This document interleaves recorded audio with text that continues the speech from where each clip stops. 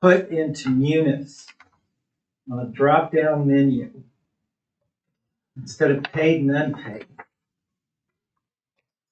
reasons for the admin leave. This would be what our elected officials decide that is. So we're not dictating these terms. We want them to agree to, as to number one, why we're doing it, and number two, if you pitch your elected official correctly, we're going to let them say, oh, we don't need that, we need this, or whatever. So I went out and looked up several definitions. Lisa, do you have it? Do you need a copy? And if you want me to look at it, it's fine. So you're saying that each one of these would be a separate pay code, like units on the drop down? Yep, or they could be. We could narrow it down. But we chose to be short and sweet on the definition of admin leave. And then that was recommended to us by Lisa. And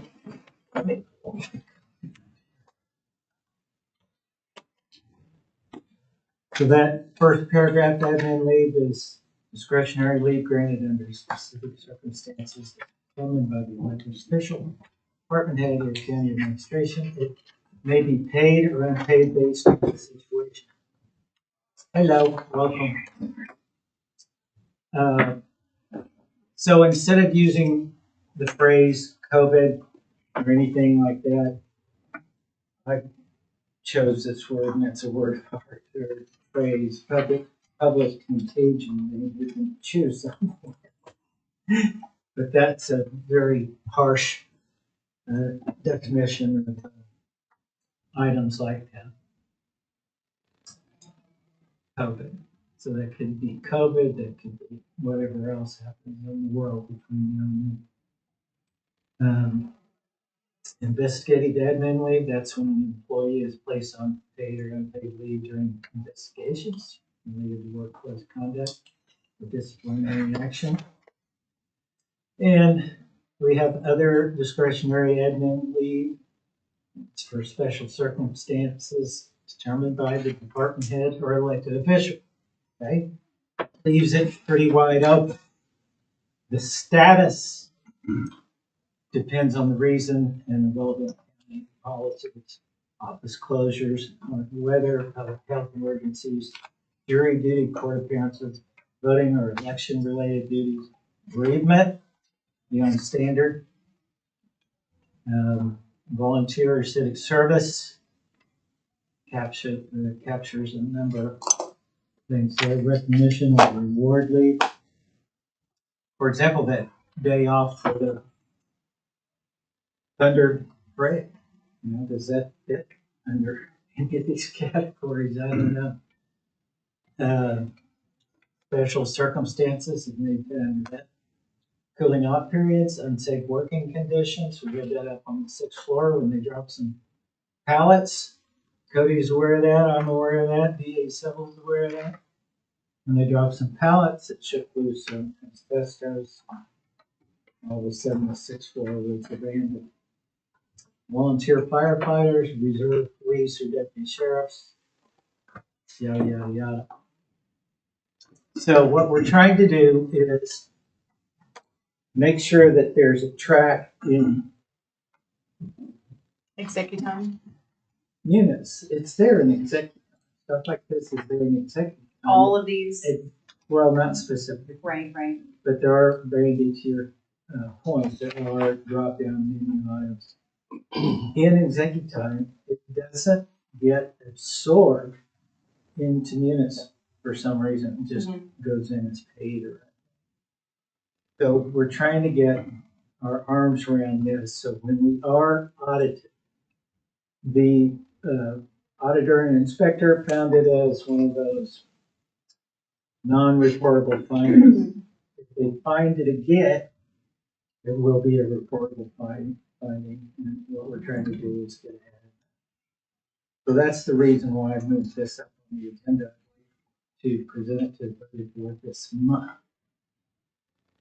And I'm gonna get shredded. I just know I'm gonna get shredded, so all joy to me, and I'll stand up there and take all the bullets I can, but hopefully you will explain to your elected official as to why I'm doing this and understand. And you'll agree to a few of these or all. Are we wanting to just make those two things match? The munis and the executime? So that they both have the same options available, or are we gonna even add to the options that are there? I think for we can, both? both we can add to. They don't match that. They're different. So it's needed, Yeah, and then also to be transparent for audit. that's the key point is being transparent. Are either one of them correct? As far as, Like having the appropriate options to select? I mean, they are correct, but they're not being used like they should be. Like he was saying, munis and executime, they don't mesh together. But there are options to put and make them. So we just need to get the elected officials to To get to agree. a point to agree. And then I think ultimately, because IT is a part of the Board of County Commissioners, the budget board will say, yes, this is personnel policy, yada, yada. But then it goes to the BOCC and there's you guys all that direct IT to do that. According to Augie, before he left, and I forgot his retirement date unless it's really He's out happened. here. Last week. But we've got a new Augie, I forget his, or her Jeff. name. Geog. I've been out, by the way. I had knee replacement surgery June 2nd, so I'm back. It's good to be back. That's the day one for me. But that we know that you can customize Munis for this purpose. So I just want to get it on the budget board agenda, and if it's contentious, go what? So you just We need to get it on there. need a vote from us to Yeah. proceed. Well, I'll make a motion to have Mr. Buchanan as our firing squad recently. Yes, yes. Paul, I may be sick that day. To present the subcategories within administrative leave to the budget board. But are you first trying to cut them down? If you guys want to, I'll go with the wisdom of the group. If there's something that's duplicative on here, My only suggestion might be, like the office closures, for example, there's already it's emergency shutdown, that's already in place. And I think in that particular case, if you were to use administrative leave except ESL, I think the employee might come up short there because, you know, that ESL gets put into a bucket for later use potentially. Like if they work or didn't work, where it's admin leave, I don't think it would. Yeah, I think, and I don't have my handbook with me, but I was thinking at least 2 or maybe 3 of these already have their own leave thing that's not under administrative leave. So, but without having my handbook, maybe I should have brought that up probably. I'd be willing to amend my motion to exclude any duplicates of which we might already have a procedure in place for, such as office closures or inclement weather. I mean, if they need to be moved, I mean, whatever, just so long as they're Yeah. not in 2 different. and I'm all for if the budget board says, oh, what about this? Mm-hmm. You know, but I guess if it's not on the agenda, we can't do it. But there may be better phrasing, better wording, I'm not so sure. But your motion is to everything but office closure or inclement weather, is that correct? Yes, or any others that are duplicative of Okay. what we might already have in place. I will second that. Okay. Motion and a second on the table. All in favor, please say aye. Aye. Aye. We're gonna Motion be a carries. no, just for the record. Okay. I would like some more time to review this with Sure. Mr. Street before we would be supportive to go to budget board. Yeah, again. And I apologize, I'm coming in a little bit late on the conversation. No, I we know, get it. but I'd like to get just a little bit caught up and more on the same page. I think this could be maybe more simple across the board. The handbook should be Well, the simple. handbook itself, So, this is more, the motion was more for munis and executive time. Yeah, but that for this to go For to the budget actual- board Yeah. the for actual approval into the handbook, current. we're trying to make it more. yeah, No, Aaron, what will be in the handbook is that first 3-line paragraph at the top of the page. Okay. Our whole goal, just so you know, Aaron, this is your first meeting? Yes. Okay. I think our current handbook is 88 pages or 112 or a zillion pages. And I have seen it. we're trying to reduce it down to what could be 50 or 60. So we're trying to be more concise. Lisa went out and grabbed Acker's employee handbook that's being used all across the state. And we're using that as a model to kind of throw the curve, kind of like Top Gun Maverick when he says, you know your F-16, you know every page in this booklet, and so does your, and he throws it in the trash can. They're basically throwing the old hand in the trash can. That's what we're Do doing. you know the specific complaint of the audit budget? They said it's not there in Tyler Munis, and all that's there is paid or unpaid, and they don't know how to check it. They asked us about 61 admin leads we had in the court clerks, for example.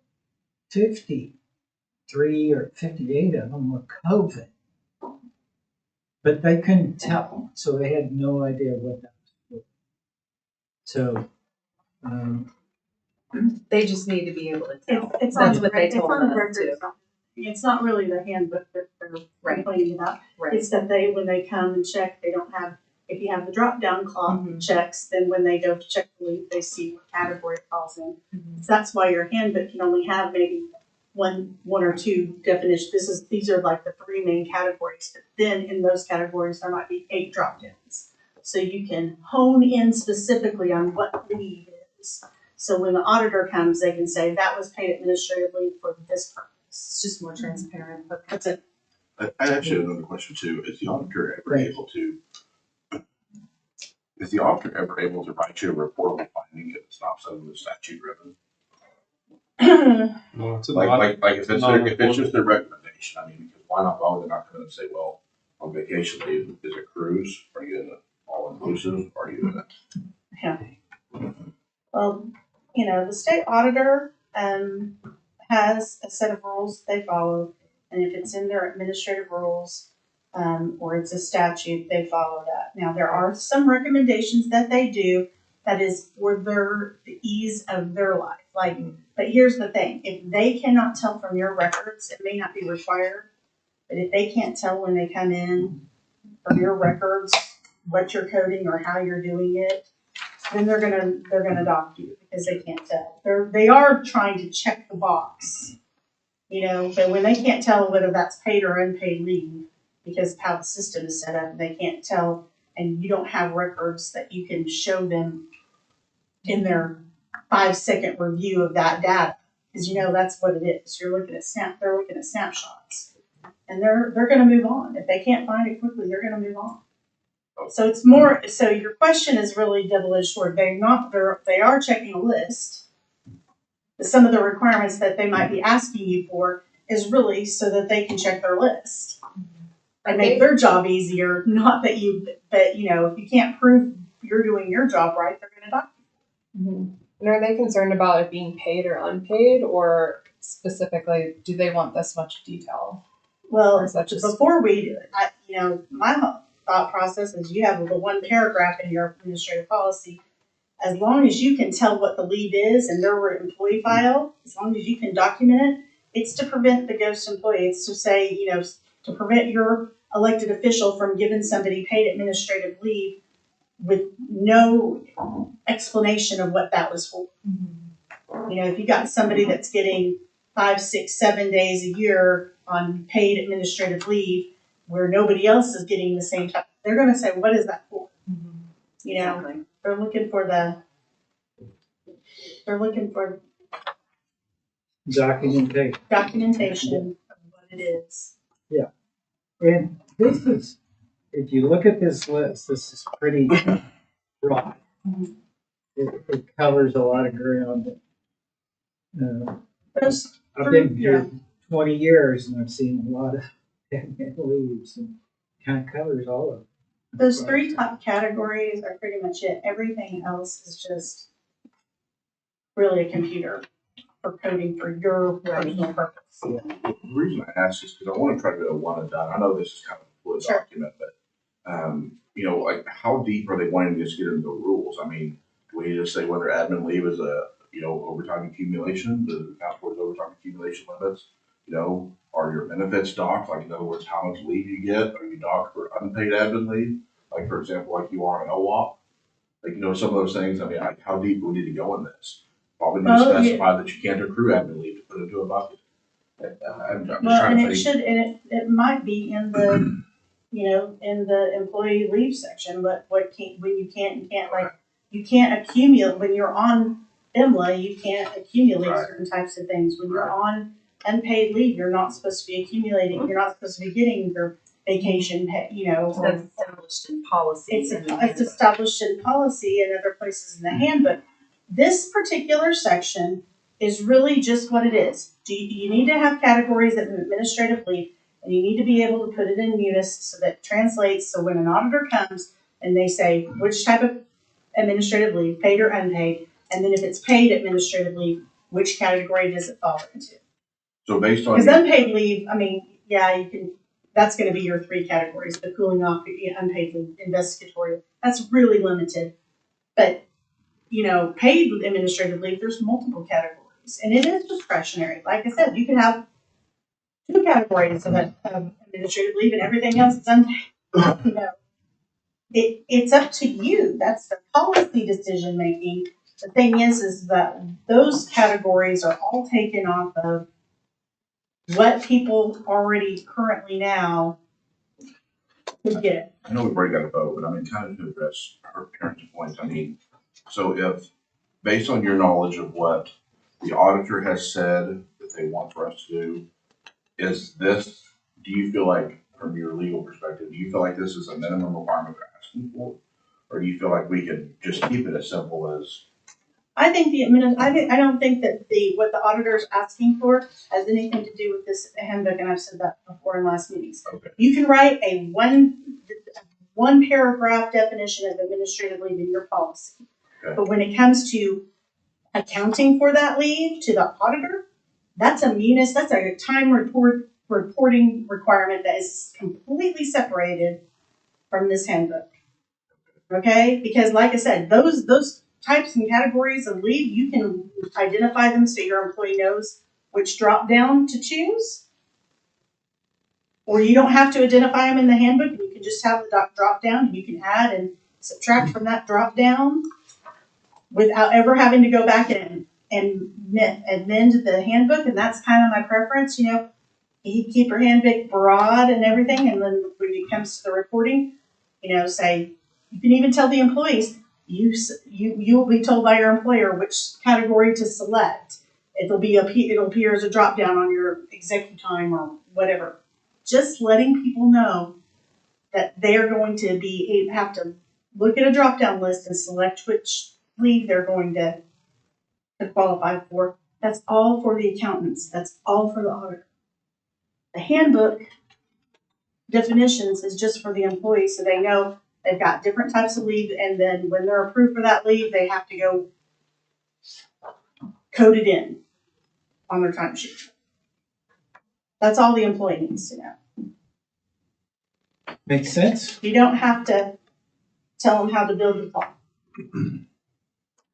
Tell them to check the time, but you don't have to tell them how to build the clock. Good way. So we're set. Your no is noted, but Yes, sir. we Thank get you. it. Yeah, thank you for the clarification.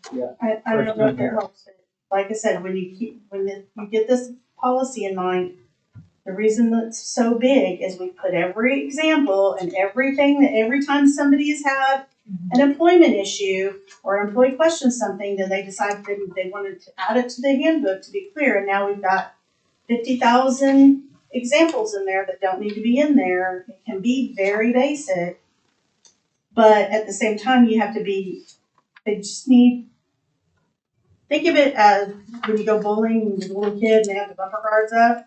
The handbook is to keep people in their lane, so they're not all over the place, keeping everything in the lane. Think of it as a broad guidance. And then the electeds can have more Liberty. to have nuances within that, as long as it stays within that broad guideline. So think of it as a broad structure. The handbook needs to be broad structured, broad sweeping strokes to let your employees know rights and duties, responsibilities, what is expected behavior, what's not appropriate behavior. Those are the types of things that goes in the handbook. Okay, but we don't have to put an example of every. I don't want to do a how-to handbook of how not to be, what sexual harassment is and define all that stuff. It's a legal term of art. People don't define it correctly. Hostile work environment is not because somebody's mean to me and bullies me in the workplace. That's not a hostile work environment. That's a legal term of art. It's specifically about sexual type of harassment. People misuse it all the time. Stay away from those definitions. Stay away from putting that stuff that can be confused or change, and then we have to go back and amend the handbook all the time. Right. So we want to, like I said, I like it broad so that you don't have to go out and amend it. Those categories, if they're not in the handbook, I would not hurt my feelings at all. Because if they ever change, we have to come back and have one of these meetings and you got to change it. But if you make it broad and then have the categories in munis, then you can change those categories. Yeah, those are my thoughts too, to correct the mismatch between munis and executime, and keep better track of these things without trying to put all the examples out there of what could ever possibly be admin time. We try to keep it fairly loose. I know, it's a challenging task. Yeah, it's not easy. All right, that item 4, I'll take that up. Cassie, we got to make sure we go in the budget board with the example. Paul, item 3. This is your baby, Aaron, just for your FYI. Again, I don't know that we actually, clearly came up with a solution for this last time, and it was one of the non-reportable findings from the audit. Yeah, and real quick, let me just brief Aaron on it. About half of the employees of this county are on a 28-day cycle. That's a little bit important. Sheriff's office, jail, it's a bunch of people.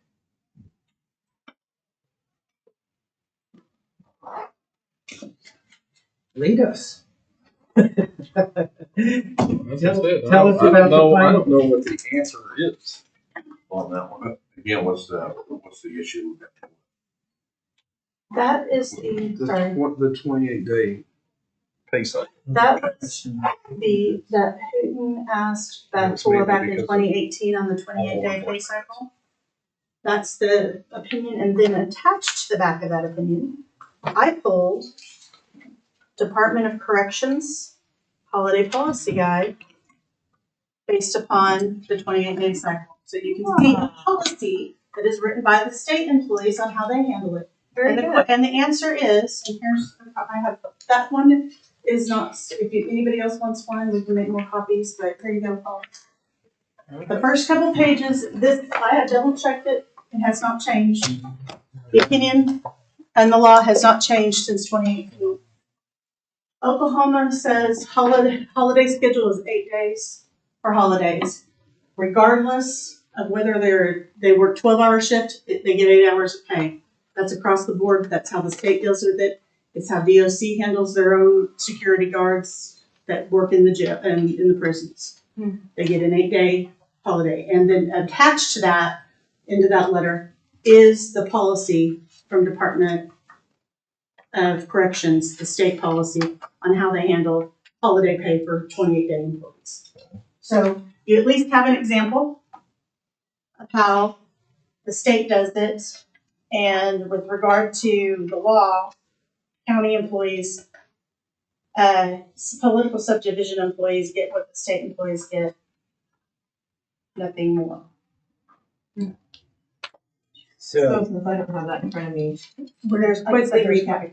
Uh, Regardless of shift length, the state employees get 8 8 hours hours. for holidays, no matter Period. what. and like I said, attached to that is an example of how Department of Corrections for the state does it for their security guards. And I did that one because that's as close as we're gonna come to our jail employees. Well, so again, I go back to, so I'm confused what the issue is, because that's what we're doing now. Well, like I said, if is it in our policy? Was that the problem, Paul? No, it's in our policy that they get 8 hours. So what was the policy, what was wrong with it the, from the auditor's standpoint? I don't know, that's what. didn't the auditor say that we cannot have a benefit greater than the state? That's a state statute thing, it's like title. Right. Section I'll 19, section have to go back 5, and look at something. the actual findings. but- Yeah, so the origin of this was because I was constantly that, I mean, again, years ago at this point, I mean, 2018, that because the auditors were trying to push us away from giving employees, if they worked a 10-hour shift, we give them 10, if they worked a 12-hour shift, we give them 12. They said we had to give everybody 8 hours. So, And they were using their own time off to compensate, no, right? that's what they're doing now. Right. But beforehand, we were just giving them however many hours of holiday. And they were basing it on a statute that says the title of the statute is vacation and sick leave plan. And it says like something she said that, a political subdivision of the state cannot provide its employees any leave more generous than that of those that work for the state in the classified service. So I was trying to find a couple of different things. One, what classified service even meant. And two, if that only applied to vacation and sick leave, because that was the title of the heading. It didn't say anything about holiday leave or comp time or anything like that. It specifically said vacation, sick leave, that's policy. And I don't remember the statute. It's probably worded it. It's like, I think it's like Title 19, Section 547 or I don't know, something like that. But, so that's where this came from. Well, for the longest time, the handbook wasn't changed. It still showed in there. And I think we found out last time that the language just said, you basically get the amount of holiday for an day's work. So that's how we interpret it. So that's what came to this. So we went through this similar process for several different meetings, and basically, I think with his opinion and with the auditors, I finally just threw my flag down. We were done with it. Just if that's what it is, that's what it is. We went to 8 hours. So now all of our employees, they only get 8 hours of holiday leave. So if they work 12 hours, they have to use their own personal leave. So that's what we're currently doing. So if they work 10 hours or 12 hours, they use their own current leave. They use their own leave to get an actual full holiday off. And so I'm unclear what the auditors are talking about. Because when they came to us, I explained to them they were reading the report wrong. Because what they were saying is that, at least from my perspective, which I thought this was clear where they left, was that on the report, it shows earned and burned the same day. And so they thought that they were getting like 16 hours a day. That makes sense. So let's say Paul works, I don't know, let's say Paul works whatever shift, it doesn't matter. It shows that you accrued 8 hours of holiday, but then you also used 8 hours of holiday for if you actually physically work, right? There's only 3 scenarios that can get holiday leave put into existence. Scheduled to work and you don't, scheduled to work and you do, or you're scheduled off, right? And every one of those have different rule sets that are attached. So I actually thought they were clear, and I thought this was it was my understanding at the end of our meeting at least, because I think this totally spurs from our office. It was my understanding that was going to be that was gone, and they weren't going to write that in the final report. So apparently that's not the case. Because when I explained to them how the report, I mean, frankly, like I say, they were reading the report wrong. I showed them where they're at. Whenever John and Trevor left our office, they said, yeah, we get it.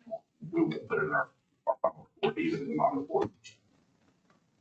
So, So once again, it sounds like they don't like our reports and can't understand them, not necessarily the policy.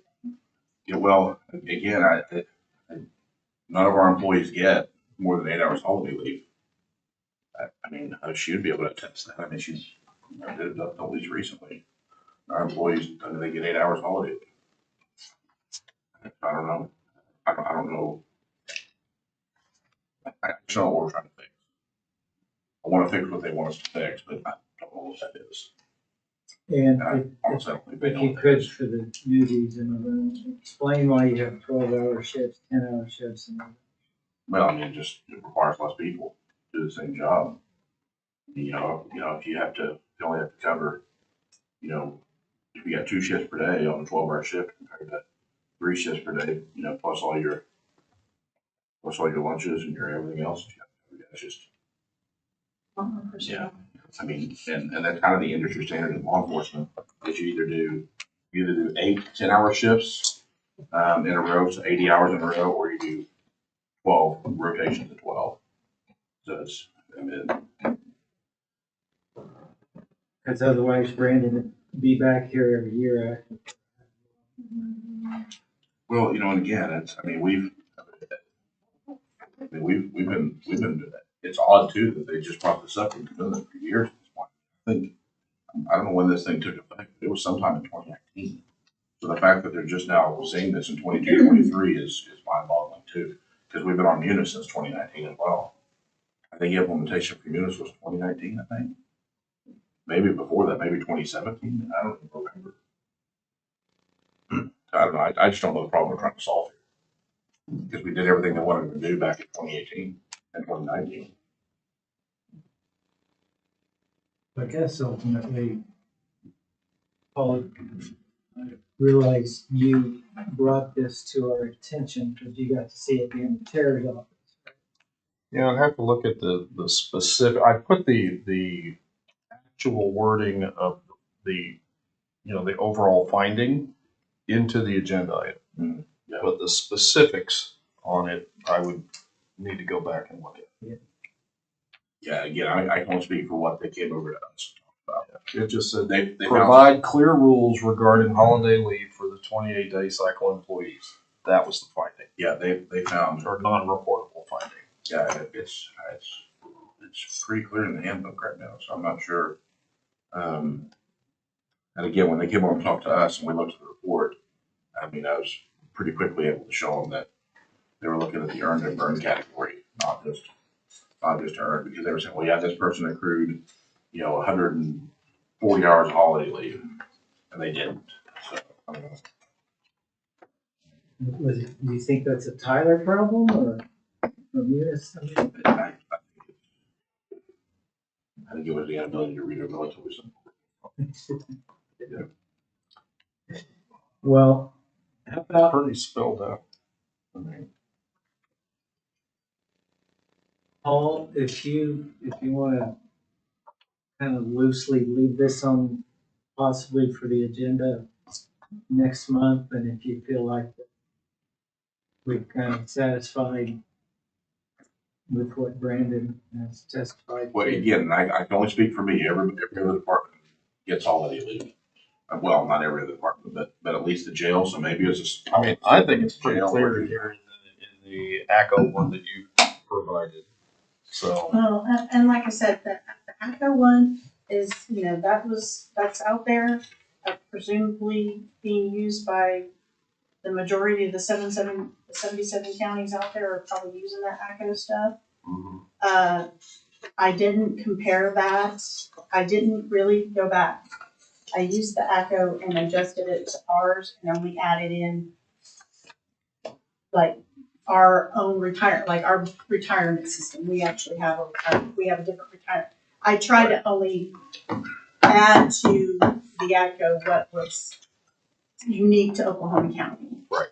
Okay, Yep. so like I said, the ACO one is based off the model. All I did was insert Oklahoma County when I needed to insert Oklahoma County in the form, and added the few things that we discussed last time.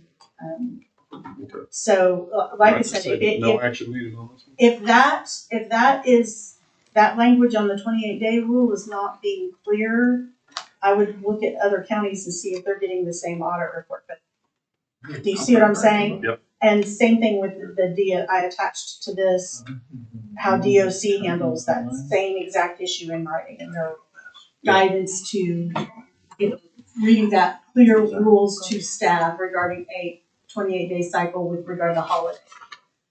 That's what I included there. So if you ever felt like you needed to add to that, there's an example on how to add to it that the state is doing. I'm assuming that policy has been around since 2020 at DOC, and I'm assuming if the auditor had a problem with it, DOC would have been in there amending it, because Department of Corrections, boy, do they have policies and procedures, and do they amend them? So if it's been there since 2020, it's probably passed state auditor muster. Again, it passes state auditor in FY 19, 20, 21, 22, and 23, and all of a sudden in 24 it's an issue. So that's why and I'm not trying to be. Do we have a new auditor? Did we get a new auditor? She's been here at least. Well, Marla left. Right. We do have John. But I'm just saying, sometimes when they have a change of the guard, I see. Yeah. they start from scratch. It's that particular auditor. I mean, it's John's. But John's said it all. Well, I don't know. It's been John and Trevor visiting our office. Yeah. So I don't know.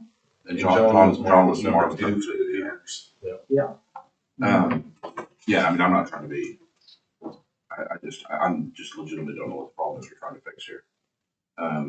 Only because when they brought the information in, had it been correct, I would have understood it, but after our conversation, they agreed they were gonna take that issue out of. And maybe we just take some of the language out of this and put it into echo version. Like I said, it can always be, you can always improve upon anything that's there.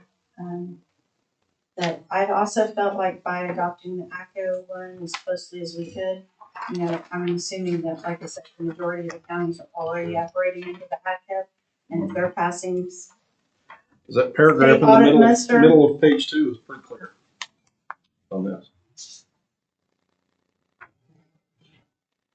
So is that the opinion letter? Or the? Now that was, and just to clarify that, at the time I did look it up, it was an informal opinion request. So that's not an official DA opinion, and that's just the carbon copy that's out of our server drive. That was the final version that was. I mean, it refers to statute, and appointing authorities shall pay full-time employees for holidays based on an 8-hour workday. Full-time employees who are eligible for holiday pay under B of this section and who are scheduled to work either more or less than 8 hours on a holiday shall receive an equivalent of 8 hours of holiday pay or compensatory time off. I'm pretty sure that's real close to what the current policy said. Right, so I don't. That's pretty clear. Do you have a copy of the current handbook that's in place? Not on me, no. I was looking at the handbook, the draft handbook, but the one that was in place at the time, just so we can compare it. So I'm pretty sure it's pretty close to what you just said. I don't think anybody would be confused.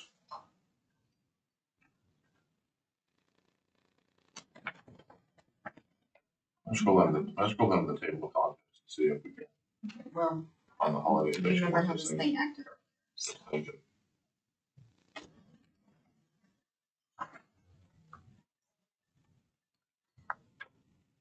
Okay, I think it was down further. In like section 4, where it leaves that.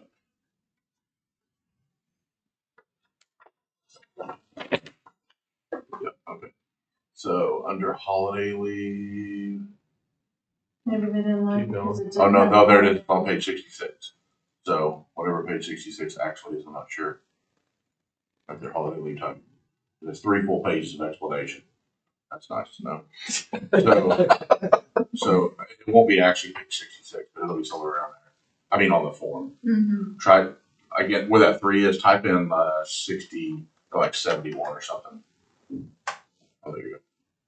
Oh, yeah, do it again. Okay. And there you go. Regardless of work schedule, accrued at 8 hours per holiday on the day. I don't know how much clearer it gets than that. And it specifically says you get 96 hours, which that's actually wrong for this year, but you got 13 holidays. But still, 8 hours a day. So again, I don't know what problem they're trying to fix. And of course, as you know, it goes into 47 different examples.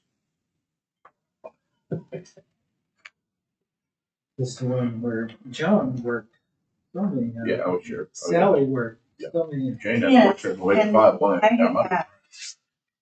Absolutely hate that. Jane is right. So I mean, again, I don't know what we're trying to fix there. I mean, really, I don't know. Yeah. I mean, is there a way to reach out and ask them like, what specific language they're looking for? Sure. Um, Culture. Find out. I'll send him a copy and say this is the new policy. Do you see a problem with the auditors having a problem with that? Being against state law? yeah, because I don't think that's in the new. I don't think that's the one we just recently put all those on the last meeting. On page 32 on holidays, it's really Short. it's really short. It doesn't say anything about 8 hours. It actually goes the other way. It just says holidays. Yeah, it just says all designated between the 1st and the 20th. It's just it literally takes the snapshot straight out of the statute, and then that's all it says. Nothing about 8 hours. Goes right into vacation leave. What page you say, Brandon? The actual page on the is page 37.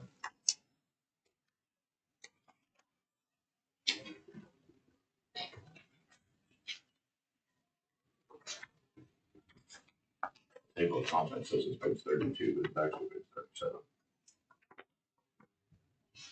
Yeah,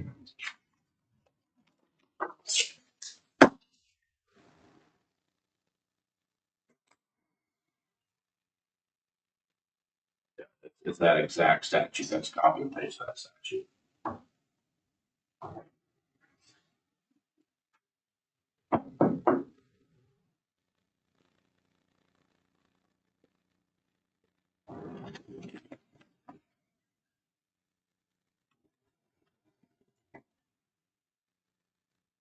Add that other paragraph or that talks about you getting valid and you're done. Yep. Add that other paragraph right in there and you're done.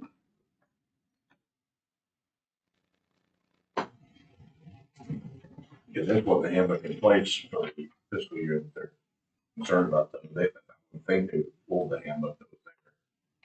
So probably what, I mean, if we are concerned about going reportable, probably would hurt. Find out why. So you're talking about the sentence that says full-time employees who are eligible for holiday pay under B. This section of the sure what B is. Well, no, I think she meant people look at that Adobe file where the handbook is. Yeah.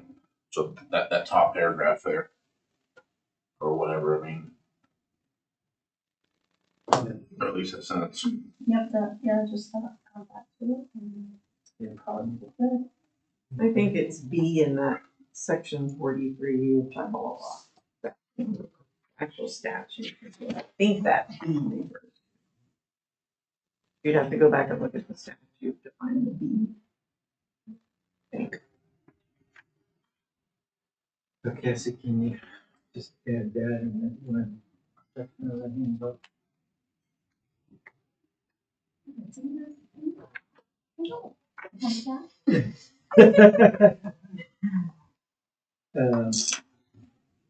Right. Is what they didn't like, Brandon, see where out in the second paragraph it says payroll division shall automatically add 8 hours of earned holiday leave time and 8 hours of holiday leave time hours to the time sheets for all full active and seminar on. Yeah, and so. Is that what they're complaining Yeah, about? that's what I was calling the earn and burn. So whenever they came in, they brought out this spreadsheet that they got from the clerk's office. Uh-huh.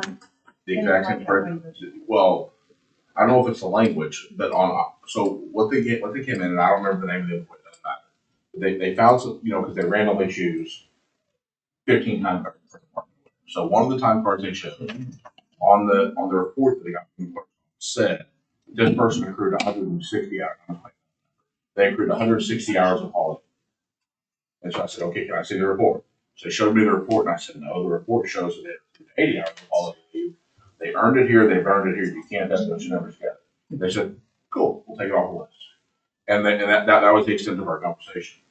And so, because the report, since those reports that come out are so detailed, it shows they earned and they've earned. And it just threw them off and says, well, they're being double granted at the time. Well, it's not. You earn and burn in the same day because they were scheduled to work and they did not. When they meet those two criteria, they fall into that earn and burn category. And so, and I showed him an example. I was like, okay, look at this. Look at the same guy. He accrued, 120 hours of annual leave. Again, he accrued 120 hours of annual leave, but only used 80 of it. So that means the 40 went in the bucket. They didn't like the fact that you were, for somebody who didn't work it, that you were giving him 8 and taking away 8 on the same day. They just wanted it. Yes. Yeah. They just wanted it to probably be no report at all. Well, yeah, but then you don't show that. Yeah. Well, but you know what I know what you're talking Yeah. about. I know how else are you going to be able to report you didn't work. Yeah, you got to show that they earned the benefit. So that's Or were granted the benefit. like I said. I think it's about how they're looking at the system working. What again? And again, I'm not contend that it wasn't our department, because whenever he left, he was removing because there were 2 non-reportables I had for our office. Both of them are on this thing. There was one of them was the holiday leave. And after our explanation, he said, okay, I'm taking that off. It's not going to be on your report.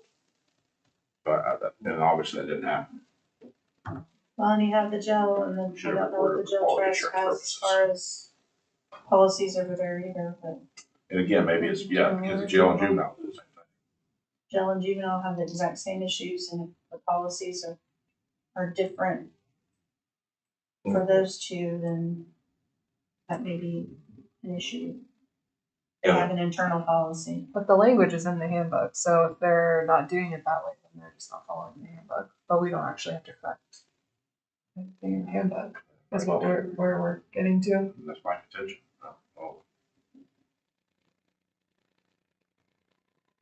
Well, honestly, didn't juvenile report to Yeah. the judge Yeah. out there Mm-hmm. in the jail? At Trust one- at employees one point- report to the jail trust. At one point back in the day, I remember when the sheriff was still operating the jail. I felt like that there was 3 separate policies going on. There was one out at juvenile, there was policies for patrol, and then there was policies for the jail area. In individual, departments were having a little bit of discrepancy. But the handbook, like I said, yeah, it should cover all of these things. But that's the benefit of what you're doing now. You're gonna redraft a new handbook, so putting in the language now, and then send on any of those particular items, Paul, that auditor said there was something wrong with the policy language. Flip them over to them and say, look, we're getting ready to pass new policy. You got a problem with these? We want your opinion ahead of time. And if they bless it, then, the next time around, even if they want to do an audit write-up, say, hey, whoa, I got this email from you. Maybe, if they somehow decide they have a problem between now and then. Here was my contention. The reason I pushed back when they came to the office is because they came in under the auspice of the FY 22-23 Act. Okay, and they said this is what happened. This is the reason the policy's wrong. But we explained it, and they said they were going to be willing to take it off the table. But if they have not, in fact, done that, then there's no way we can't get it right. Because if they came in under the auspice of FY 22-23, next year they're coming in under 23, 24. That's already passed. Yep. So these policies we put into place now, we can't retroactively affect them. Yeah, we'll get So- finding You're next gonna year. end up no matter what. You see what I'm saying? And so that's why as I asked him, I said, well, if it is in fact going to go to reportable, then let's actually talk about it because what you're reading is not right. So, I mean, so again, I think that, I don't know who's responsible for that, but, I think it's worth a call to the auditors to find out exactly what it is they want you to do on both of these, because if we have no options but to be written up, because again, if our policy was wrong in 22, 23 on both admin leave and on holiday leave for 28 employees, it's going to be wrong in 23, 24 also. Correct. We have no choice, and we're already past that. We can't turn back time. So at least let us be prepared in a way to write a response in advance. When October We can rolls, come out with a new one, it's also gonna be wrong 24, 25. Right. this will be 25, 26. But 20, but at least you have a shot at maybe 26. Yeah. Yeah. So at least give us the ability to put something out, because when October, when all this closes, I'm hoping October for the 23, 24. Well, no, it wouldn't even be that either. You know, because they're 3 years behind. 22, 23, 23, 24, 24, 25. So we got two possible write-ups coming. Mm-hmm. Potentially. October. You get that. You get that. All right. Let's do this. Leanne, you're our editor in chief. Okay. Can you add that one paragraph? Yeah. Onto the new handbook, and have we, speaking of that, so there's really no action to be taken. You know, so Not Leanne, other and than adding that paragraph to page 37. paragraph, that takes us to item 2. I haven't seen it, I mean, today's my first day back, so I was more locked in on DET this morning than this meeting. But do we have a final copy or draft of this new employee handbook? I have not received. I went through every page. So I made a few little things here and there, but nothing big.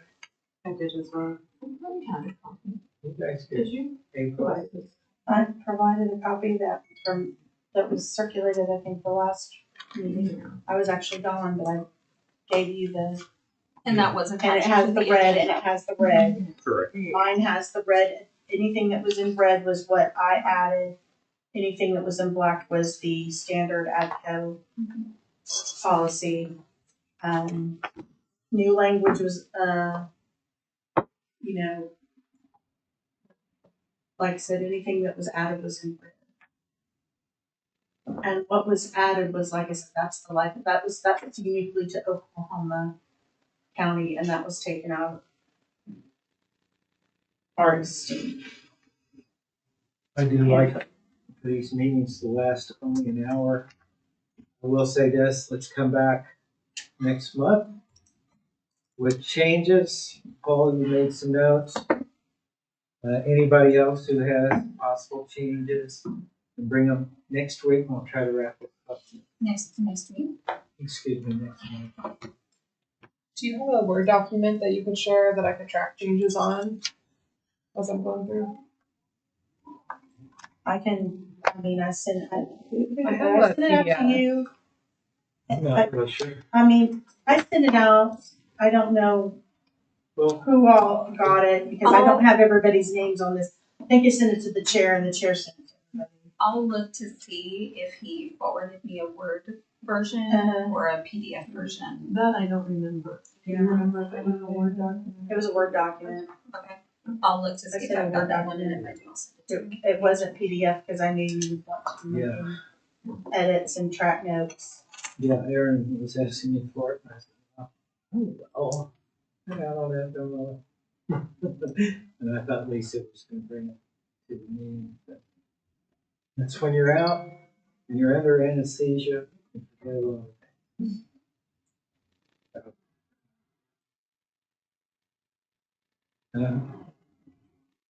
I think if we can hopefully get through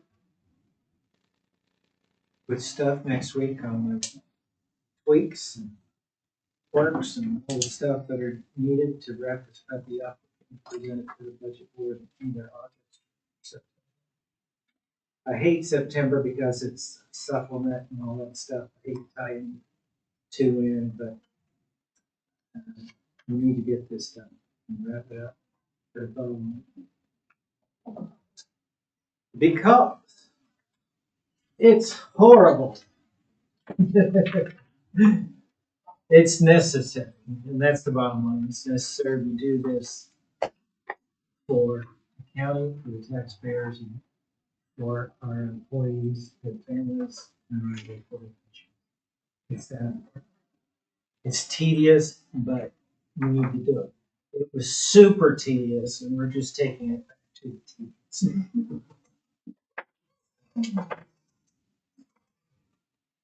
Had any of you all been a part of some of these meetings? I know Brandon and I have been a part of it the last few years. It's literally. It was the meetings are 2, 3, 4 hours. I don't want that. I don't know. Let's try to wrap this puppy up by the end of the summer, all right? Well, and I think if you're just ready to put it up like this, and then everybody can discuss the changes, and then you can insert the changes in like green, and then On the fly. and then vote on each section as you go. That way, you don't revisit it, because that's what happened last time. We got close to the end, and then we had a new member come on, and then we started all over again, and it never got. So what That's why we'll we've been do, under a draft. Leanne, is we'll be able to tie in your computer as the attorney-in-chief with Vanity Fair and Handbook Fair. And we can track, we can do the changes on the fly. Does Just that work for you? Bring the laptop with me. So if you do not have a copy of that to be able to send that to I think I everybody, just found it. okay, then like I said, let me know when I get back. I can send you what I had done, and then she can get it. But if Yeah. she's found it, it's the same. I haven't done anything to it since the last time. Circulate that out, because when you're comparing it to our current handbook, there's no comparison. Yeah, I've read through probably about half of the new one. This is probably getting a little ahead, but usually when we issue revisions, you can send out like with track changes. But since it's a complete clean slate, have we That thought made or it talked really about hard. how to roll that information out? Because a lot of the things are policy changes from current, so you're not just taking the same information and putting it in a new handbook, but you've got new regulations too, and a lot of them seem Well, maybe getting To ahead of me- it. But to me, that's the personal responsibility of each of us to sell our elected officials. Your boss wasn't here when we went over this stuff 10 years ago, 8 years ago, 7 years ago. It was Ford, and so I think the assurance is what we're looking at. Is this a handbook that's being used stately for the most part? The majority of county governments are using it. So it has a legal track record across the state. And so And the we- county does pay for that ACO service. Yeah. And those are ACO lawyers that also have blessed it. So you have multiple lawyers, so not just the DA's office looking at this, but you have ADCO and all the ADCO lawyers that represent the 77 counties that have blessed this format that's on the ADCO website. And the original one, you can go to the ADCO website and get it. But like I said, anything that's in red was added by me because that was specific or unique to Oklahoma County. And as far as whether or not you want to keep other old portions of the policy or reinsert it, that's what you guys get to do. yeah, and literally for us, we're recommending, ultimately it comes down to the 8 on the horseshoe and how they want to move forward. And I'm all for the debate. in that form. They count on us to kind of narrow down and soften the debate. But to me, this is one that I'll take to Mr. Warren. And this is new, it's improved, it's legally, we're not gonna run anything to a budget board meeting that has not had the DA's approval. So it's gonna be reviewed and approved, hopefully by the DA. We'll submit a DA question to review it and bring changes that we need to tweak before presenting it to the budget board. So nothing we show them, it's gonna pass DA muster before it goes to the budget board. And as far as throwing out the old policy and adopting a new, if you have any employment HR concerns about that, there is none, because our handbook has always said, this is not a contract, there is no guarantee. This manual is for information purposes only, and it creates no employment guarantees. So like literally, when it comes to holiday pay, the federal government doesn't even require you to give off paid holidays. Like, you could turn around and stop doing that altogether, and employees would not have any legal ramifications or standing to do that. So when I say that, I think if a lot of people's concerns are about starting over with a brand new policy and just redoing it and throwing the old bathwater out and filling the tub with new, that's legally okay for you guys to do. I just want to let you know that, because I think that that's a big concern.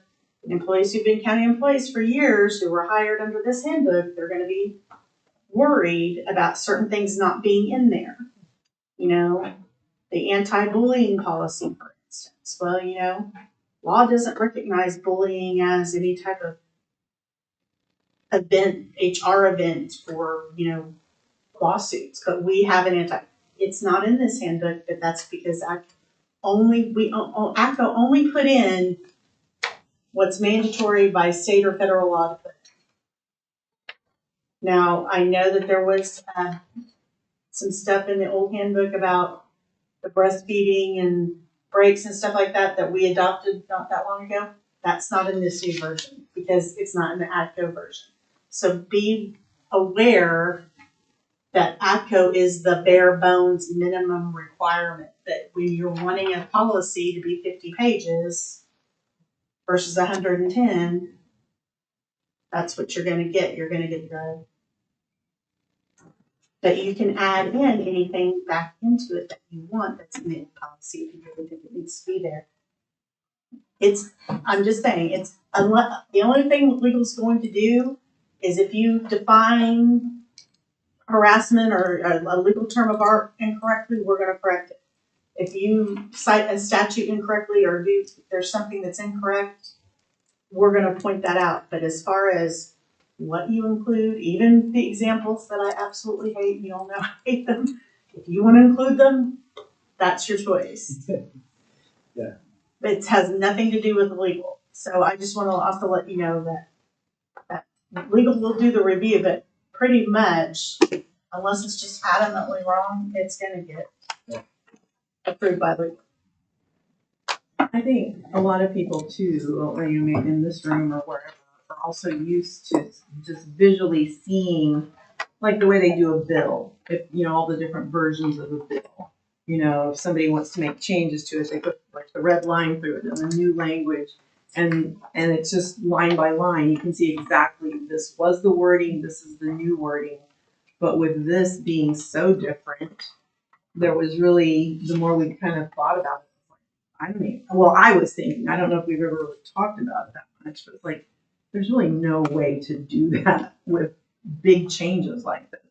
So in that event, I think if Rick goes before the firing squad, he's going to just have to say, this isn't going to look like what you might be expecting to see, a line by line change, because it was so different that there was just no practical way to produce that kind of document that showed this word was changed to this word. This section was taken out and replaced with this.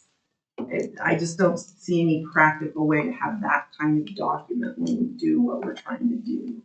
But so many people are used to that there may be some pushback because Right. that's what they want to see. And that's why I'm counting on each of you to be expert salespeople. And presenting it to you.